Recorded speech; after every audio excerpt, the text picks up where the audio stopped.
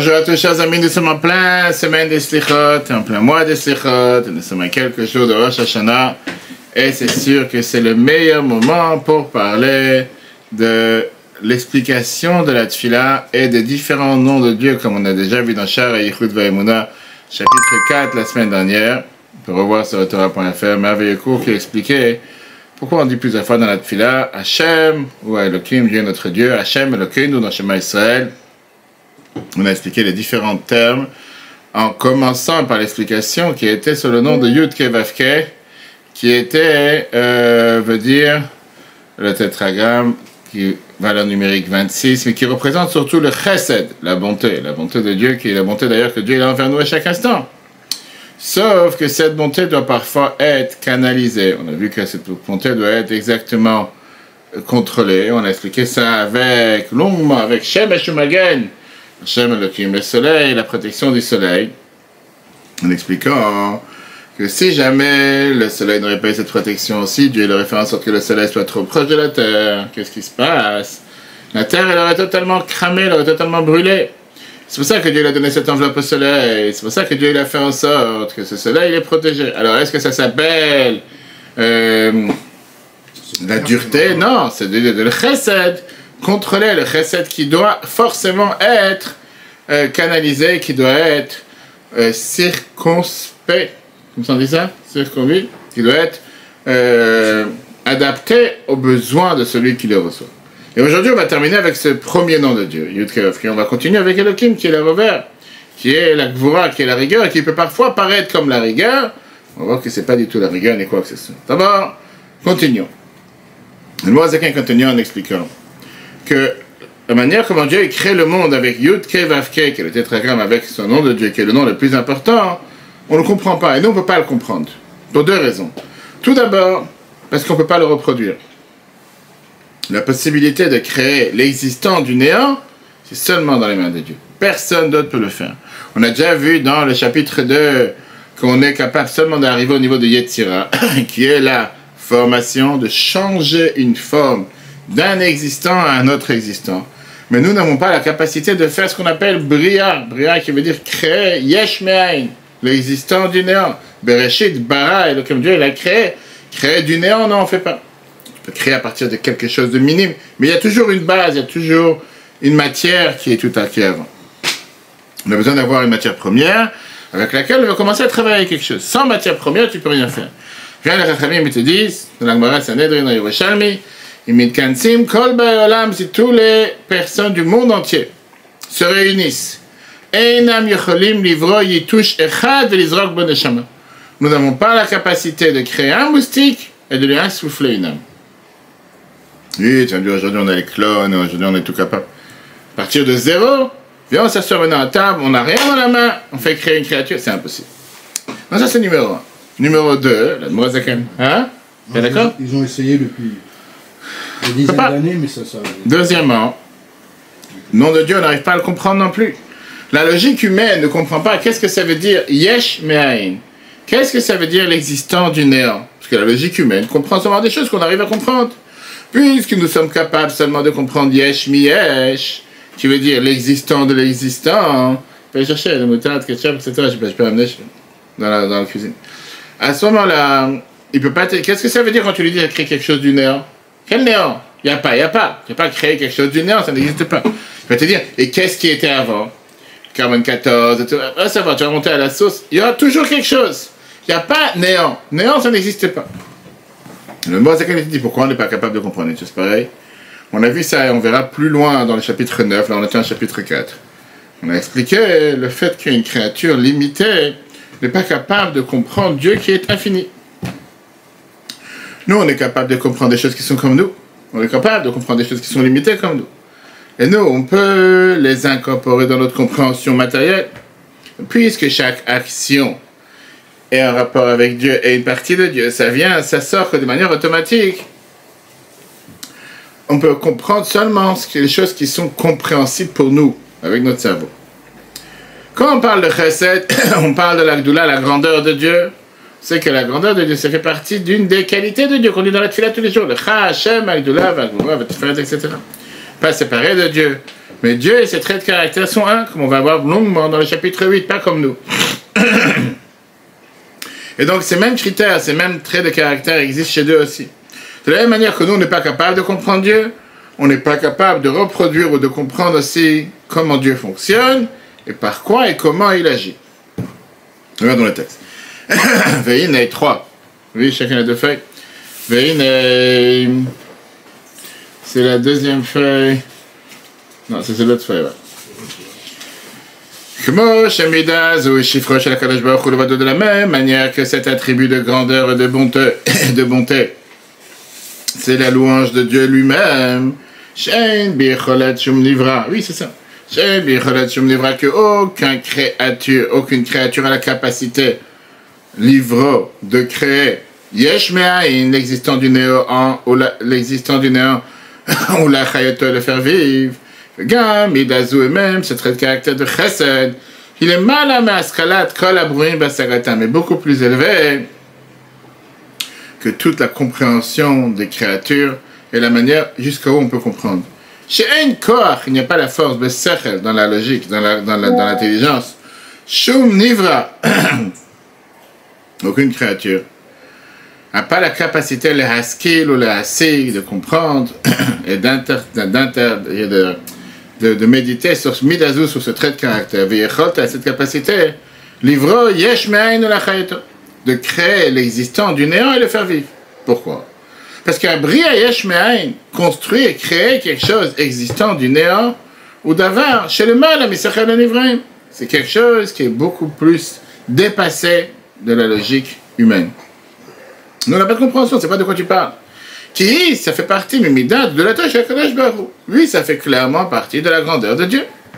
HaKadosh Baruch Hu Midota, avec Dieu et ses traits de caractère. Ardout Pashut, c'est l'union, dans le sens le plus simple du terme, qui veut dire qu'il n'est pas composé de différents composants et de différentes dépendances à différentes choses. Kedaïta Bezohar HaKadosh, comme c'est écrit dans les Zohar, de Iu Vegamouicha, Dieu et ses traits de caractère et la manière comment il agit, c'est une seule chose. C'est pas qu'il y a Dieu et il agit avec telle ou telle manière. De la même manière qu'aucune personne, aucune logique humaine est capable de comprendre la Sigbor et de comprendre le Créateur, car de la même manière, on n'est pas capable, on n'a pas la capacité de comprendre la manière comment il fonctionne. Le Mendel de Kotsk, qui était connu pour ces mots, un des rabbins de la Chassidut en Russie qui avait l'habitude, qui était connu pour ces phrases courtes mais piquantes, comme on dit, directes. Il a dit une phrase suivante: j'ai pas envie de servir un Dieu qu'on peut le comprendre avec une logique humaine, parce que s'il est compréhensible, il n'est pas Dieu.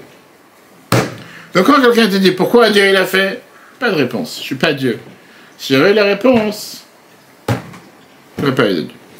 Si on résume ce qu'on vient de voir, parce que maintenant on va passer sur la deuxième moitié qui était Elohim, qui veut dire la force, la Gvura, et comment ça fonctionne sur terre, et tout ça pour répondre à la question qu'on a demandé au début de la semaine dernière, pourquoi on dit Dieu, notre Dieu, Hachem Elokeinu, pourquoi on dit Hachem Elokeinu. On a vu que le soleil éclaire sans limite. La protection du soleil est là pour limiter, contracter, pour canaliser la lumière, qu'elle ne brûle pas tout. Shem Havai, le nom de Dieu, qui est le tétragramme, le compte numérique 26, son but c'est de créer de manière continuelle. Comme on l'a dit tout à l'heure, quand tu vois la semaine dernière, quand tu vois les montagnes, tu vois les sources géantes qui tombent, ou tu vois les Niagara Falls, tu vois toutes ces choses-là. S'il n'y avait pas eu ce mur qui arrête comment on appelle ça, d'inonder le monde, voir ce qui s'est passé en Libye, voir ce qui se passe en Grèce, voir ce qui se passe ailleurs, ou si la mer n'aurait pas arrêté à une certaine limite, la marée haute ou quoi que ce soit, le monde aurait été inondé. Dieu il a dû mettre une barrière. Ça, c'est la protection. Le soleil, comme le soleil. La chesed, la bonté de Dieu, c'est appelé la gdoula, la grandeur. Shem Elohim, on va tout de suite rentrer dans les détails, qui est le nom de Dieu avec lequel on parle, en courant, c'est la protection. Son but, c'est de contracter, limiter cette abondance du nom de Dieu. Ces deux noms ne veulent rien dire dans notre jargon habituel. Ça ne veut rien dire quand tu parles à quelqu'un qui ne comprend pas qu'il y a une différence entre Hachem et Elohim. Parce que c'est une partie de Dieu que nous, on n'arrive pas à comprendre. Qu'est-ce qu'on a vu alors? Que le nom Elohim, c'est un nom qui est là pour protéger, cacher, limiter le nom de Dieu. Et automatiquement, il n'est pas là contre le nom de Dieu. Au contraire, grâce à lui et grâce à cette protection, le nom de Dieu peut agir sur terre. Grâce à ça, on peut avoir la vitalité sur terre. Grâce à ça, Dieu est créé, etc. Ça résume en un mot la bracha qu'on dit tous les jours, 3 fois par jour, et parfois on ne réfléchit pas. Magen Avraham. Baruch atah Hashem, l'accueil de Malach Haolam. Magen Avraham. Quand tu demandes la question, qu'est-ce que ça veut dire Magen Avraham? Qu'est-ce que ça veut dire protection d'Avraham? Pourquoi Avraham et pas Yitzhak? Pourquoi Avraham et pas Yaakov? Tu as raté le point principal. Qu'est-ce qui représente Avraham? Bravo. Exactement, ça résume tout ce qu'on vient de dire. Pourquoi Avraham il a besoin d'avoir un Magen? Pourquoi Avraham il a besoin d'avoir cette protection, cette enveloppe, cette armature, etc. Regarde, la Chassidut t'explique. Avraham représentait le Chesed infini, la bonté infinie. De son côté, il était prêt à influencer, à donner sans limite, même à celui qui ne mérite pas recevoir. C'est pour ça qu'il a dit à Dieu, Lou Ishmael yichye lefanecha. J'ai besoin d'avoir un autre enfant. J'ai déjà Ishmael, Ismaël. Ça suffit largement, j'ai pas besoin d'avoir un autre. Lui, il va être comme il faut. Arrive la femme d'Avraham qui s'appelle Sarah. Qu'est-ce qu'elle dit à Avraham? C'est encore une fois le lien avec la lecture qu'on va lire ce Shabbat Rosh Hashanah. La lecture avec Sarah, Ishmael, etc. Qu'est-ce qu'elle dit Sarah? Garesh et Amazot Bena. Renvoie cette servante et renvoie son fils. Pourquoi? Parce qu'elle dit que Ishmael n'est pas apte à recevoir l'abondance d'Avraham. Et pourquoi? Parce qu'il risque d'utiliser cette abondance. Un mauvais escient, il va l'utiliser pour faire de mauvaises choses. Au départ, qu'est-ce que la Torah te dit? Avraham, il dit, Vayera ben avaladot beno. Il a eu mal au cœur et il s'est dit, non. Quoi, je vais le renvoyer? C'est mon fils, comment je peux le renvoyer dehors? Jusqu'à ce que Dieu il a dit intervenir, et Dieu il a dit, Kol Hashatomar elecha Sarah, Shma Bekola, tout ce que Sarah te dit, tu l'écoutes. Pourquoi? Ki be Yitzhak et Karel Chazara. Parce que c'est grâce à Yitzhak que tu auras une descendance.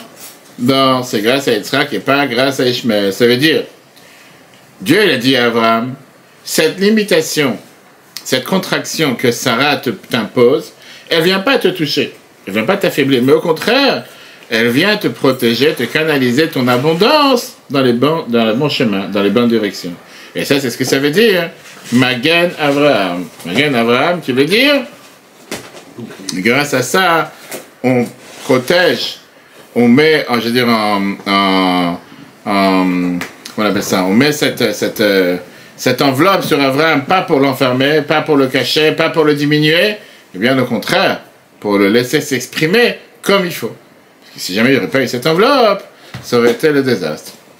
Oui. Mais il n'était pas fait pour recevoir cette abondance, justement, il aurait reçu cette abondance, ça aurait été une catastrophe. Et il aurait utilisé ce bien pour faire que du mal. Et c'est pour ça que Sarah a dit, il ne mérite pas de recevoir ce bien. C'est d'ailleurs ce qui s'est reproduit plus tard avec Esav et Yaakov. C'est pas le contraire, mais encore une fois, mais c'est même pas des forces d'Avraham, c'est même pas les forces des clipotes, on en a parlé plusieurs fois. On l'a vu tout à l'heure avec Esav et Yaakov, on verra plus tard avec les brachot, avec Rivka, que Rivka elle a fait exactement la même chose. Ça on verra dans le sens inverse. Maintenant, quand tu réfléchis, une des choses que nous on peut apprendre de ça, c'est quoi? Une des choses qu'on peut apprendre, c'est que parfois tu as ce qu'on appelle comment analyser, comment agir, je veux dire, face à parfois un sentiment d'être repoussé. Chacun, il a un sentiment que parfois il veut quelque chose et tout d'un coup on le limite. On l'embête. Parfois on le repousse. Tu veux avancer, paf, céder le passage. Tu veux avancer, feu rouge. Tu veux faire quoi que ce soit, une barrière. Et les gens, par définition, ont un mal ou une difficulté à recevoir cette limitation. Pourquoi je ne peux pas sauter du pont? Pourquoi je ne peux pas avancer quand il y a un feu stop ou un feu rouge? Pourquoi? Parce que on veut exprimer ce que nous on désire. Quand tu réfléchis un instant, tu réfléchis qu'en réalité la majorité de ces limitations sont là pour notre bien, sont un magasin, sont une protection pour nous. Et heureusement qu'il y a cette barrière au pont. Et heureusement qu'il y a ce stop quand tu dois avancer. Et heureusement qu'il y a certaines choses que tu ne peux pas manger. Heureusement que tu ne peux pas te mailler et avoir des rapports avec tout le monde, etc., etc., etc. Et ça, c'est une conception de la Torah en général, du judaïsme, que parfois des gens ils te prennent tout comme une contrainte. Shabbat, c'est l'enfer. Les fêtes, c'est la galère. Kashrut, ça m'embête plus qu'autre chose. Mais quand tu commences à réfléchir, tu vois qu'au contraire, c'est pas pour te limiter, c'est pas pour te faire du mal, au contraire, c'est pour te laisser t'exprimer de la meilleure manière possible. Parce que si jamais tu vas vouloir remplir tous tes désirs et tes fantasmes, c'est pas forcément les choses les meilleures adaptées sur Terre, et ça va pas t'amener seulement à des bonnes conséquences et à des bons résultats. Tu comprends? Et donc, vient la Torah, elle te dit, qu'est-ce qui se passe? Automatiquement, on a besoin d'avoir ce magen. Les réponses négatives peuvent parfois faire en sorte, c'est-à-dire ces limitations, peuvent canaliser notre abondance et nos volontés dans les bons tuyaux et de la bonne manière, afin de faire en sorte qu'ils soient adaptés comme il faut, où il faut. Une phrase que le Rabbi écrit dans Yom Yom, qui est une des bases fondamentales de la Chassidut. Eov et abikoret ki ita amitra al gova amiti. Aime la critique constructive, car c'est elle qui va te mettre sur la bonne hauteur. Personne normale n'aime pas la critique, n'aime pas qu'on lui dise quelque chose. Pourquoi? Parce que ça le dérange de s'exprimer avec toutes ses forces. Il aurait voulu faire telle et telle chose, on a dit, fais pas, touche pas, parle avec un enfant. Tu dis, mais chaque chose que j'ai envie, ferme l'eau qui coule pour rien, éteins la lumière, laisse-moi vivre. Mais l'eau qui coule comme ça sans limite, mais la lumière sans limite, pourquoi tu me prends la tête? Laisse-moi vivre. Mais quand tu regardes la critique, tu vois qu'en réalité, cette critique, elle est constructive. Pas critiquer pour critiquer, parce que malheureusement, on vit dans un monde où tout celui qui réussit ou qui fait quelque chose, il faut le rabaisser, il faut le critiquer. C'est pas ça qu'on parle. À ce moment-là, cette critique, elle est magaine, elle est une protection. Pas seulement que ça te fait pas du mal, mais au contraire, ça canalise la personne et ça amène la personne vers des bons résultats. Comme je dis, c'est pas seulement ici par rapport à la manière comment Dieu il agit sur terre, mais la mot à laquelle il te dit, c'est beaucoup plus large par rapport à la Torah tout court, la Torah et le mitzvot. Combien de fois tu penses je veux dire, parfois à tort, et plus parfois, en général à tort, que la Torah elle te limite. La Torah elle te met trop de barrières. Elle ne me laisse pas faire ci, elle ne me laisse pas faire ça, je ne peux pas bouger ci, je peux pas. Rosh Hashanah, tu es fatigué de toute une semaine de travail, il ne faut pas dormir. Si tu vas dormir, ton mazal va dormir toute l'année. Bref, j'ai quelque chose, tu parles avec quelqu'un, dis, laisse-moi vivre, c'est Rosh Hashanah, 2 jours de vacances, je vais au bord de mer. Là, qu'est-ce que tu commences à chaque fois à me limiter sur chaque chose? Et la Torah te dit, tu peux pas manger ce que tu as envie. Pas dans n'importe quel restaurant, pas n'importe quel type de manger. Tu peux pas te marier avec qui tu as envie. Tu peux pas faire ce que tu as envie. Et quelqu'un, des fois, il regarde ça en disant, ça me dérange plus qu'autre chose. Parfois, il se dit, je préfère éviter tous ces casse-têtes, tous ces ennuis. Ou bien, il va finir par faire les mitzvot avec tristesse. On a vu ça dans le chapitre précédent. Il va commencer à dire, hey, j'ai pas le choix. Si ma mère est juive, qu'est-ce que tu veux? Bon Dieu m'a créé avec une mère juive. Laisse-moi tranquille. J'ai pas... Malheureux. J'aurais préféré le contraire. Bien, la Torah, elle te dit, la vérité, elle est qu'on parle d'un magen. On parle d'une protection. La Torah, elle n'est pas venue simplement t'interdire. La Torah, elle est venue te canaliser tes forces, elle est venue te canaliser tout ce qu'il faut vers les bons côtés, en fonction de l'adaptation et la mission que Dieu t'a donnée. Et donc, automatiquement, quand tu fais Torah et Mitzvot de cette manière, tu dois danser de joie. Tu dis, heureusement que j'ai ces limites. Comme je l'ai dit tout à l'heure. Imagine-toi un monde dans lequel il y a des pays dans le monde, j'ai oublié, maintenant c'est en Taïwan d'ailleurs, où il n'y a pas de feu rouge. J'ai vu des vidéos, des gens disent que les voitures ils passent comme ça les unes entre les autres, et que c'est un miracle chaque seconde qu'il n'y a pas d'accident, des centaines de voitures qui sont dans les carrefours. Tu dis comment les gens, personne ne s'arrête. Et grâce à Dieu, tout, moi je sais pas si c'est en Taïwan ou je sais pas, j'ai oublié quel pays. Et quand tu vois des choses pareilles, En Afrique. en Inde, je sais pas où, et des fois tu vois des choses pareilles, tu te dis, mais remercions bon Dieu. Oui, alors oui, des fois tu perds du temps avec les embouteillages, je suis tout à fait d'accord. Mais grâce à ça, tu peux avancer. Grâce à ça, tu peux conduire, pareil dans la vie de tous les jours. Comme je dis ça, c'était la partie de Havaï, la partie de Chesed, la partie du nom de Dieu le plus connu, le plus important. Tetragramme, Yudke, Vavke, etc., etc. Viens maintenant dans la deuxième partie. La Mosekin t'explique dans cette suite du chapitre 4. À quoi sert le deuxième nom? Le deuxième nom qui est Elohim. Elohim qui est là pour protéger, qui est là pour canaliser, qui est là pour cacher cette abondance. Et la question qu'on a demandé justement dans le cours tout à l'heure, qui est, c'est apparemment contradictoire. Comment il est possible que l'abondance vienne à tout moment, en même temps, elle ne soit pas visible à nos yeux? Tu sens le devoir, quelqu'un il a eu un enfant, tu sens le devoir de remercier le bon Dieu. Ah non, tout à fait normal, regarde, je suis en maternité, 50 femmes ils ont accouché ce matin. Puisque c'est tout à fait la norme. Va lui dire le cordon il est autour du cou, le cordon il est un nœud, le cordon il est trop long, il est trop... C'est des choses que tu n'es pas censé savoir. Et parfois, l'abondance, elle est tellement grande, elle est tellement importante, qu'on ne voit pas cette abondance. Et on pense que c'est tout à fait normal. Et on s'en rend compte quand il n'y a pas cette abondance. Là, on se rend compte qu'est-ce qu'on avait. On va voir dans 10 jours, si Dieu veut, le jour de Kippour, on va parler, ce qu'on parle chaque année, les 10 martyrs. Parmi les 10 martyrs, la personne la plus connue, en tout cas, une des plus connues, c'est Rabbi Akiva. Rabbi Akiva, dans cette histoire qu'on nous raconte, dans la Tfila de Moussaf, une fois qu'il a été attrapé parce qu'il enseignait la Torah avec Messiaud Nefesh, avec don de soi, on a dit qu'il serait coupable de peine de mort. Les Romains ont décidé de le faire souffrir en le tuant. Et pour ça, ils ont arraché sa peau avec des des brosses en fer. C'était le temps de dire le Shema. Et en train d'être tué, Rabbi Akiva, il a dit Shema Israël, Hashem Elokeinu, Hashem Echad. Ses élèves qui étaient autour de lui, ils ont dit Rabbeinu, Adkan. Qu'est-ce que ça veut dire Shema Israël? Tu es en train de te faire tuer, martyriser parmi les 10 martyrs et tu remercies le bon Dieu. Qu'est-ce qu'il a répondu? Toute ma vie, j'ai lu ce verset en disant que je suis prêt à donner ma vie pour Dieu. Qui veut dire même si Dieu m'enlève mon âme. Je me demandais la question, quand est-ce que j'aurai la chance de faire cette mitzvah, de faire Mesirut Nefesh? Maintenant que Dieu m'a donné cette possibilité de donner ma vie pour Dieu, je ne vais pas le faire. Eh bien, tu vas la continuer avec le mot Echad, et son âme est sortie. Mara Brachot, page 61b. Je vous rassure, on n'est pas Rabbi Akiva, c'est pas ce qu'on attend de nous. C'est très bien ce que la Chassidut explique aujourd'hui, mais Mesirut Nefesh, le don de soi, veut dire c'est une abnégation de soi, se donner pour l'autre, agir pour l'autre, pardonner un peu de son ego. Ça, c'est le Mesirut Nefesh qu'on en tient dans notre génération, on n'est pas au niveau de Rabbi Akiva. Maintenant, à tel point que cette histoire, elle est difficile à comprendre. Dans la Gemara Menachot, page 29, on nous raconte comment Moshe Rabbeinu, il a vu ce qui allait se passer à Rabbi Akiva par prophétie, plus tard. Et quand il a vu ce qui allait se passer à Rabbi Akiva, il a demandé à Dieu, Zotora vezos. Ça, c'est la Torah et ça, c'est la récompense. Ça, c'est ce que tu récompenses à quelqu'un qui a enseigné la Torah 40 ans. Il a quand même vécu 120 ans. Qu'est-ce que Dieu lui a répondu? La fameuse phrase, Shtok, kachalav marshava lefanai. Tais-toi, c'est ce que j'ai décidé. Vient le Seder Avoda de Yom Kippur dans la prière qu'on dit à Moussaf, la plus longue prière de l'année. Quand les anges, ils ont vu comment Rabbi Akiva s'est fait tuer les Malachim Achar, et ils ont vu les 10 autres martyrs, comment ils se font tuer, ils ont demandé la même question. Zot Torah versus Chara, ça c'est la Torah et ça c'est sa récompense. Anta bat kol mishamaim, une voix est sortie du ciel. Imeshma kol acher et fochet olam lemaim. Si j'entends encore un qui bronche, je renverse tout le monde dans l'eau. Quand tu lis ça, tu dis, mais dans quel monde on est? Ça, c'est Dieu qu'on doit servir? Ça, c'est ce que tu dis. Qu'est-ce que ça veut dire que d'un côté, ces élèves de Rabbi Akiva, ils disent Adkan jusqu'ici, numéro 1. Pourquoi Dieu n'a pas répondu à Moshe sur sa question? Pourquoi on voit dans la Torah quand Dieu dit à Moshe, montre-moi ta face, et Dieu il lui dit, tu pourras voir juste la face arrière et pas l'avant, etc., etc. Et pourquoi Dieu répond aux anges, s'il y en a un comme un qui dit un mot, j'enverse le monde en eau. Et qu'est-ce que tu vas gagner? Vas-y, fais-le.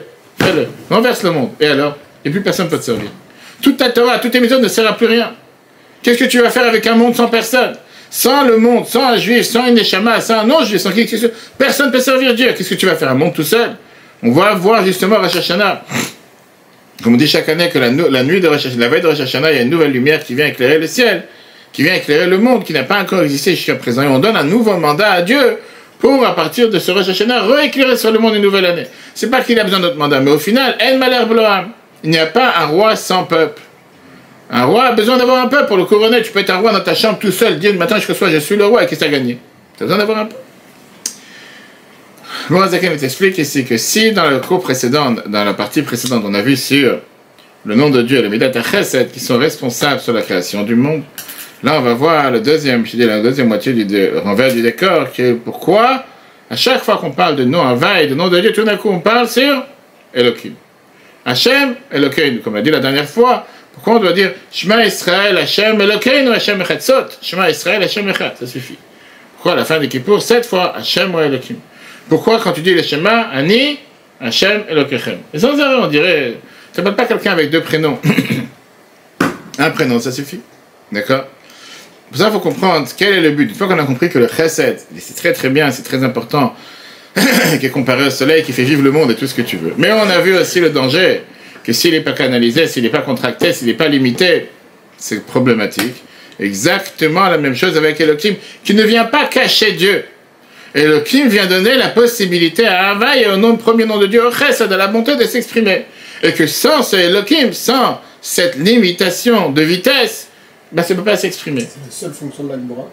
C'est une des fonctions les plus importantes, et c'est pour ça qu'à chaque fois qu'on emploie le mot Elohim, ça fait appel au din et Gvura, mais pas que.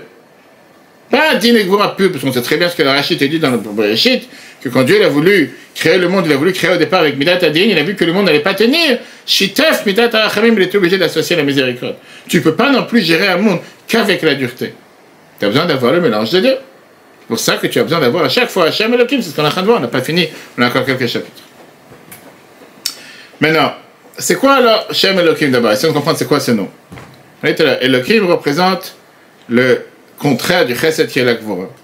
Si le chesed est la grandeur, c'est tout ce qui est s'écarter, s'étaler, tout ce qui est l'abondance, tout ce qui est de partager. Et en règle générale, c'est ce qui représente la bonté tout court. Gvura, c'est tout à fait le contraire. Représente la force, représente l'enfermement, représente la contraction, représente le retenu, représente tout ce qui est à l'intérieur et pas à l'extérieur. La main ouverte représente le chesed, le partage, distribué.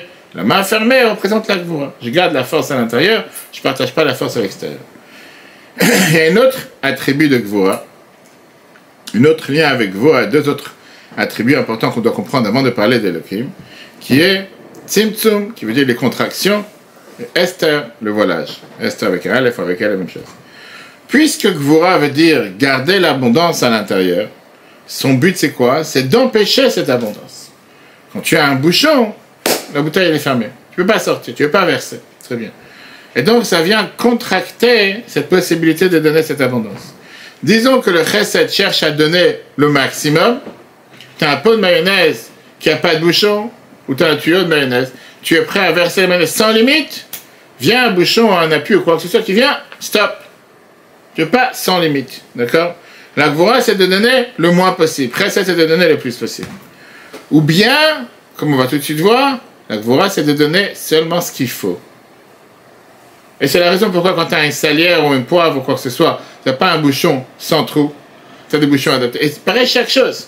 Parce que si tu n'aurais pas eu le trou, tu aurais mis tout le pot de sel. Tu aurais mis tout le pot de poivre, tout le pot de mayonnaise, etc. etc. Quand Dieu a créé le monde, Dieu a créé le monde avec le chesed. Chesed était responsable sur cette abondance infinie que Dieu avait pour créer le monde. Mais si le monde aurait été créé avec ce chesed, le monde aurait été infini. La mer aurait été infinie. Les océans auraient été infinis. Il n'y aurait pas eu de début, il n'y aurait pas eu de fin, il n'y aurait pas eu de milieu, il n'y aurait pas eu de séparation entre chaque chose. Là c'est l'océan, là c'est la mer, là c'est la terre, là c'est la montagne, là c'est la source, là c'est l'arbre. Tout aurait... Il n'y aurait rien eu, tu n'aurais pas pu vivre. Il n'y aurait pas eu de dimension d'endroit, dimension d'espace. Qu'est-ce que c'est la gvura? La gvura, c'est venir canaliser chaque chose. Là, c'est l'océan. Là, c'est une île. Là, c'est les maisons. Là, c'est les êtres humains. Là, c'est où habitent les animaux. Là, c'est où plantent les plantes. Là, c'est où vous poussez les arbres. Et au final, le monde peut exister. Oui, avec toutes ses limitations. Là, tu as l'atmosphère. Là, tu as l'oxygène. Là, tu as le jour. Là, tu as la nuit, etc. Donc ça, c'est numéro 1. Gvura égale Tzimtzum. Égale contracté. Et il y a une différence entre le Shaddai et Gvura? Ouais, après. Ça, c'est beaucoup plus tard. Pour l'instant, ça, c'est les deux noms majeurs. Si tu commences à parler de tous les noms, il y a 70 noms. Là. On a vu les 7 noms majeurs. Arrive à la deuxième niveau de Gvura. Deuxième point de Gvura, on a dit qui est Esther. Qui veut dire, quand tu parles de dévoilement, dévoiler et voiler, c'est comme l'abondance et contraction. De la même manière que dévoiler, c'est une sorte de donner. Je te dévoile quelque chose, je partage avec toi quelque chose, je te donne quelque chose, je me dévoile au receveur. Cacher, c'est une manière de s'empêcher. Tu veux dire, je ne suis pas prêt de partager quelque chose, je préfère être renfermé sur moi-même. Ça peut être dans les relations du couple, ça peut être dans tout. Quand tu commences à réfléchir dans la société, c'est comme ça.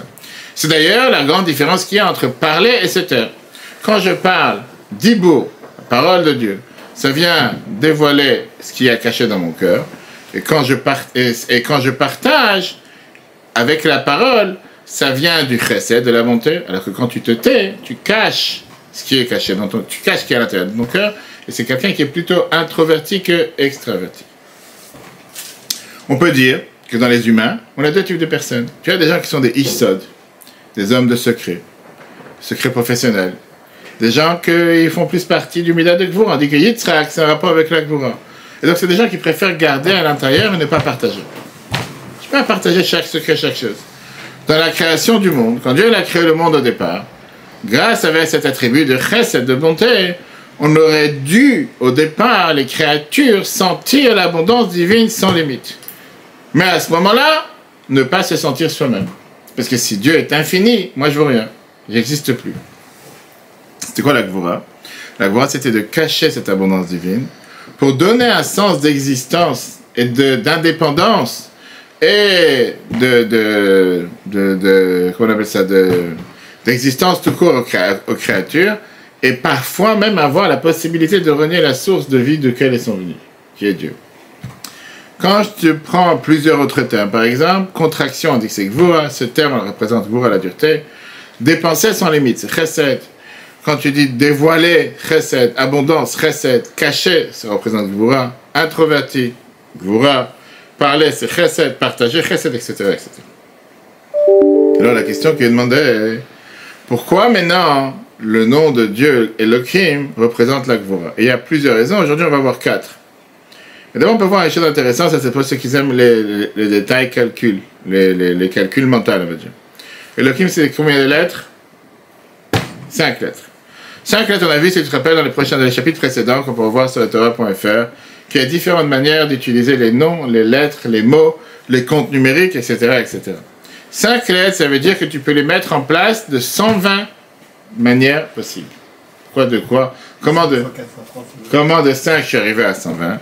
C'est très simple, le calcul est que 2 lettres, tu peux faire 2 mots. Quand tu as 3 lettres, tu peux faire 6 mots. Quand tu as 4 lettres, fois 6, ça fait 24. Comme les 24 différentes manières de pouvoir composer le nom de Dieu. Comme les 24 heures de la journée, ce qui est la raison pour qu'on fait le Kaddish 16 fois par jour, parce que c'est à chaque fois les différentes émanations du nom de Dieu qui est clair sur les 24 heures, etc. Et quand tu as 5 fois 24 égale 120 mots.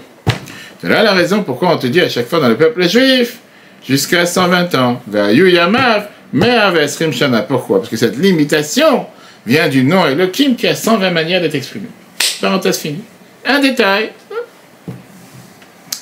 D'abord, regardons le mot, la terminologie. Terminologie de Elohim, ça vient du mot El. Elea, Aretz, Eleon. Quand tu dis aujourd'hui des riches, des milliardaires, des oligarques, en hébreu c'est Eleon, les puissants. Ça vient du mot Ele qui vient du mot puissance. Elea, Aretz, on dit les puissants de la terre. Ça représente une force. Comme on l'a dit tout à l'heure, ça a un rapport avec le mot de Gvura, qui est la dureté. Deuxièmement, le lien Midat à Gvura, l'attribut de Gvura, est en rapport avec Midat Adin. Ça, on verra dans le cours prochain, si Dieu veut. Pourquoi la Gvura? Ça représente toujours le jugement. Elohim, en général, on voit dans la Torah, dans Shemot par exemple, l'Exode chapitre 22, ça fait allusion aux juges. Les juges sont aussi appelés Elohim avec le nom de Dieu. Pourquoi? Parce qu'Elohim représente le jugement. On a aussi ce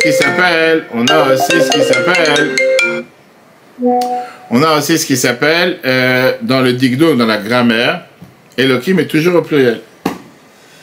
Il n'y a pas Eloah, c'est très rare. Eloah, en général, c'est pour l'idolâtrie, etc. Par contre, le nom de Dieu, Yud Ke Vav Ke, ça n'existe pas au pluriel. Une des raisons pourquoi? Parce que quand tu as un dévoilement du nom de Dieu, automatiquement, tout se réunit sur la même force. Et donc, tu as ce dévoilement qui ne peut pas être exprimé dans différentes catégories, différentes manières. Par contre, quand c'est voilé, chaque détail a sa manière de s'exprimer, comme on va voir plus tard. Quand tu as un voilage, chaque chose est exprimée de manière différente. C'est pour ça que Elohim c'est le pluriel. Ça, c'est les grandes lignes, on verra un peu plus tard. Et bien sûr, ce que tout le monde connaît, que Elohim, c'est le compte numérique 86. 86, c'est le compte numérique Hateva, qui veut dire la nature. Donc, c'est limité dans la nature. C'est-à-dire que les lois de la nature sont là pour contracter Dieu. Ils sont là pour cacher Dieu. Puisque ça montre comme si la nature, elle existe d'elle-même, il n'y a pas de patron sur terre. Alors que les miracles, quand tu as quelque chose de surnaturel, c'est bien, ça découle du nom Havai, qui est le premier nom de Dieu, qui vient du Chesed, qui te montre comme quoi c'est sans limite. Ok. Puis maintenant, la Moazak commence à t'expliquer dans le numéro 1, avec tout ce qu'on vient de voir.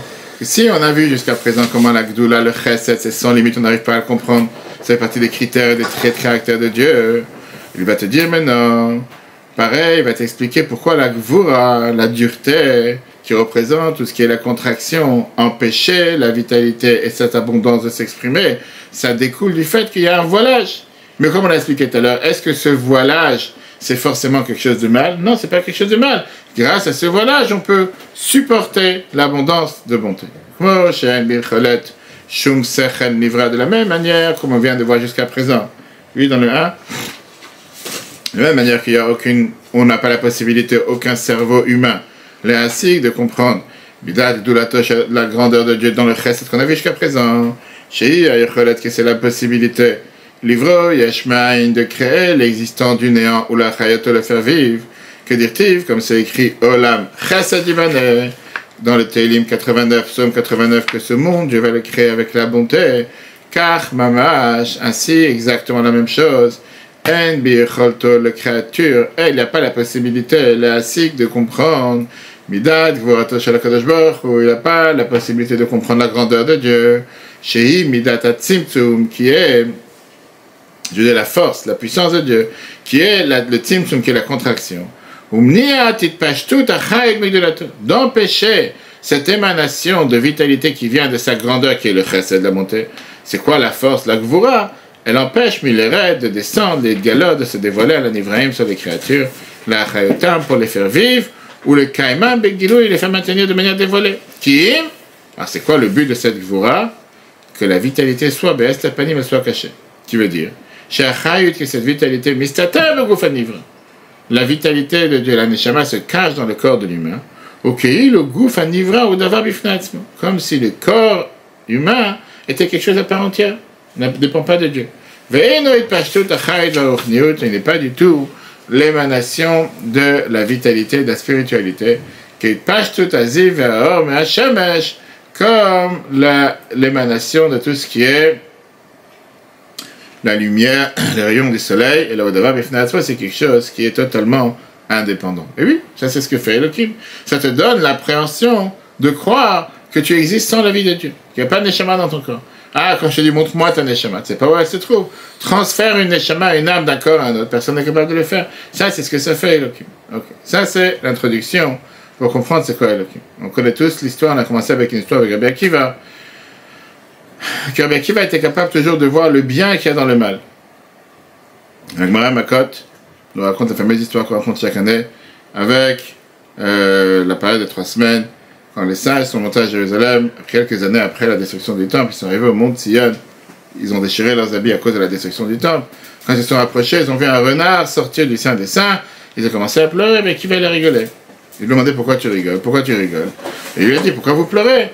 Et ils ont dit un endroit dans lequel c'est écrit Vazar Akarev Yumat, un endroit dans lequel c'est écrit que celui qui se rapproche d'un étranger va mourir. Et là, je vois un renard qui sort, tu veux pas que je pleure? Il a dit au contraire. Ça, c'est la raison pourquoi je rigole. Parce que c'est écrit dans la voie des Khurban, de la destruction. Tzion Sadet Erech, que la ville de Jérusalem, ça va être comme un champ qui est totalement labouré. Et dans la délivrance, dans la Géoula, c'est écrit Oh, Yeshvuskeini Muskenot Bichavot Yerushalayim, que si Dieu veut, vont revenir les anciens s'asseoir dans les rues de Jérusalem. Et qu'une des prophéties dépend de la deuxième prophétie. Tout le temps que la prophétie de la destruction ne s'est pas accomplie, je craignais que la deuxième ne va pas s'accomplir. Maintenant que la prophétie de la destruction s'est accomplie, je sais que la prophétie de la délivrance va s'accomplir. Comment la Gemara termine? À qui va nichamtanu, à qui va nichamtanu? À qui vas-tu nous as consolé, à qui vas-tu nous as consolé? Et le débat qu'on a toujours à comprendre, quelle est la différence entre les deux? Quelle était la différence d'approche entre Rabbi Akiva et les autres? La réponse, elle est en un mot. C'est la différence qu'il y a. Est-ce qu'on est capable de voir le dévoilement qui est par le voilage ou bien pas? Est-ce que tu es capable de voir la parole de Dieu qui fait vivre l'humain ou tu vois que l'enveloppe et tu vois pas la source? Est-ce que tu es capable de voir la bonté à travers la dureté ou tu vois que la dureté te court? Est-ce que tu es capable de voir le gâteau que ta femme a sorti du four qui a brûlé ou tu es capable de voir à travers ce gâteau brûlé les 3 heures de travail qu'elle a fait avant pour qu'il réussisse et que puisqu'il y a eu une coupure de courant à la dernière minute, pour ça il a sauté, etc., etc., etc. Et donc c'est tout cette chaîne, je veux dire, de manière d'interpeller, comprendre la différence de vision, la différence de compréhension entre Rabbi Akiva et tout le monde. Alors on n'a pas le temps de rentrer aujourd'hui dans l'état, c'est Dieu, on verra ça la semaine prochaine. Puisqu'on a vu la différence entre Hachem et Elohim, Chesed et Gvura, on parle a priori de deux choses totalement contraires, qui ne sont pas faites pour être mariés ensemble. Chesed, c'est l'abondance, donner, alors que Gvura, c'est tout à fait le contraire. Maintenant, pourquoi ils ne sont pas faits pour être ensemble? Parce que chacune est tirée de l'autre côté. Un, il veut donner, l'autre ne veut pas donner. Un, il veut contracter, l'autre, il veut donner une abondance, etc. Et même si tu vas essayer de vouloir les mettre ensemble, il y en aura une qui va surpasser sur l'autre.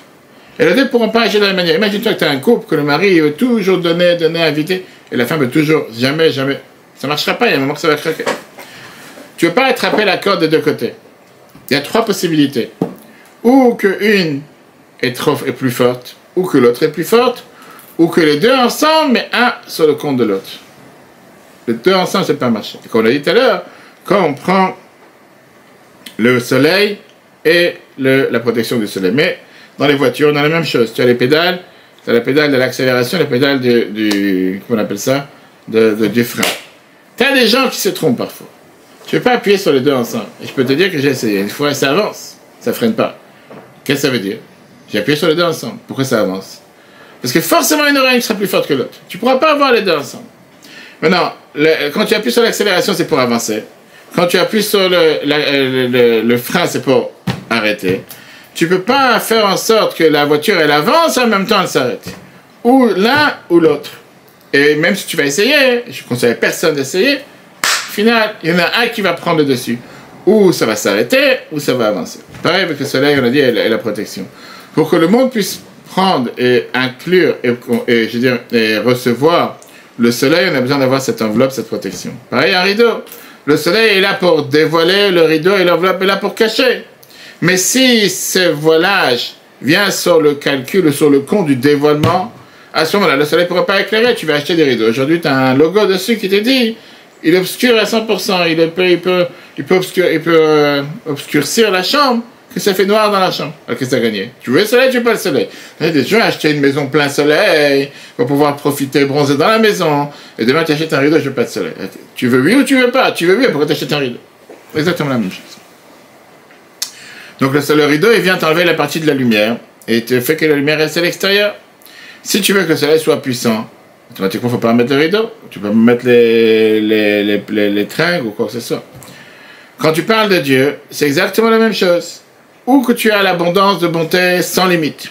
Ça veut dire que Dieu a créé l'existence du néant comme le monde existe aujourd'hui, que la création du monde existe du chesed. Mais dans une telle situation, à ce moment-là, tu ne peux pas sentir ton existence à part entière avec une telle indépendance, puisque tu dois être effacé face à l'abondance de Dieu. C'est comme si je te dis, tu as ces Niagara Falls, tu as ces sources qui coulent de la montagne sans limite avec une telle puissance. Tu ne peux pas rester devant. Si tu veux en profiter, il faut que ça soit canalisé, que ça soit limité. Sinon, tu ne pourras pas en profiter. Ou bien tu as l'inverse. Tu as la voix, tu as la dureté avec toute sa puissance. Ça voile l'existence de Dieu, que tu ne peux même pas reconnaître qu'il y a un Dieu sur terre. Et c'est la réalité du monde aujourd'hui. Le problème, il est qu'à ce moment-là, le monde ne peut pas exister non plus. Parce que si tu as la gvura, la dureté qui va empêcher la lumière ne passe pas. Le monde ne peut pas vivre. Il n'y a pas de vitalité de Dieu sur terre. Il n'y a pas de bonté de Dieu sur terre. Que le din, que la gvura, que la dureté, personne ne peut supporter et personne ne peut y faire face. Troisième possibilité, c'est d'avoir ce qu'on appelle une harmonie entre les deux. D'avoir chacune des deux qui n'est pas avec toute sa force. Le voilage n'est pas total. Laisse passer, comme un entonnoir, laisse passer d'une certaine manière, ou un tamis ou quoi que ce soit, la lumière divine. Seulement, elle essaie de l'adoucir, elle essaie de la temporiser, elle essaie de la contracter, elle essaie de la limiter. Et donc, de l'autre côté, l'abondance de chesed n'est pas sans limite. Il y a une certaine limite, que la lumière n'arrive pas avec toutes ses forces, et au final, comme ça, on peut le recevoir. C'est comme un enfant que tu donnes un biberon. Si tu ne vas pas donner un biberon, tu vas laisser ouvrir la bouteille sans biberon. Aussi, l'ouverture du biberon, comment on appelle ça, du goulot. La tétine qui est au-dessus du biberon, tu l'as ouvert trop fort, l'enfant il peut avaler de travers. Ça doit être dosé pour qu'il puisse recevoir. C'est exactement la même chose. Donc au final, on vit dans un monde où on a les deux attributs de Dieu qui travaillent avec toute leur force. Et ils ne sont pas contradictoires, et ça c'est ce que la Noazakin répète et veut qu'on comprenne. Le nom de Dieu crée le monde de manière avec une existence du néant sans limite. L'abondance que Dieu veut créer le monde, elle est avec toutes ses forces, et elle fait exister le monde à chaque instant qui existe par cette abondance divine. De l'autre côté, tu as le nom Elohim qui vient contracter, qui vient mettre un cache, qui vient mettre un bouchon, qui vient mettre une muraille, qui vient faire en sorte de faire croire comme si le monde est totalement indépendant, comme s'il ne dépend pas de la lumière divine, mais au final, il laisse la possibilité à la lumière divine d'exister. Comment est-ce possible une telle existence dans laquelle tu as ces deux attributs qui sont contradictoires, qui vivent ensemble? La réponse, Hachem Elokeinu. Si Dieu veut, la semaine prochaine. On ne va pas rentrer dans tous ces détails. La semaine prochaine, on verra justement comment est-ce possible d'avoir ce mélange, l'année prochaine exactement, comment on peut avoir ce mélange entre les deux. Le cours en replay sur retorah.fr. Chers amis, on a 3 jours de Rosh Hashanah. C'est important de faire les mitzvot, de rajouter la tzaka, penser au Shabbat, Shabbat 77.org. Donc les dons, et si Dieu veut que tout le monde soit inscrit pour une bonne et douce année, Khatima Tova, Shana Tova en tout cas, et écoutez les chauffeurs tous les jours, se préparer Rosh Hashanah comme il faut. Ce matin, j'attendais un merveilleux discours du Rabbi de 1972, comme quoi les jours avant Rosh Hashanah sont des jours qu'il faut valoriser. Le temps est compté, chaque jour on peut réparer. L'année dernière, on a la chance de pouvoir réparer avant Rosh Hashanah. Que Dieu fasse qu'on puisse le faire avec joie et enthousiasme. Shana Tova, cours en replay sur le Torah.fr. Très bonne journée si Dieu veut à l'année et la semaine prochaine.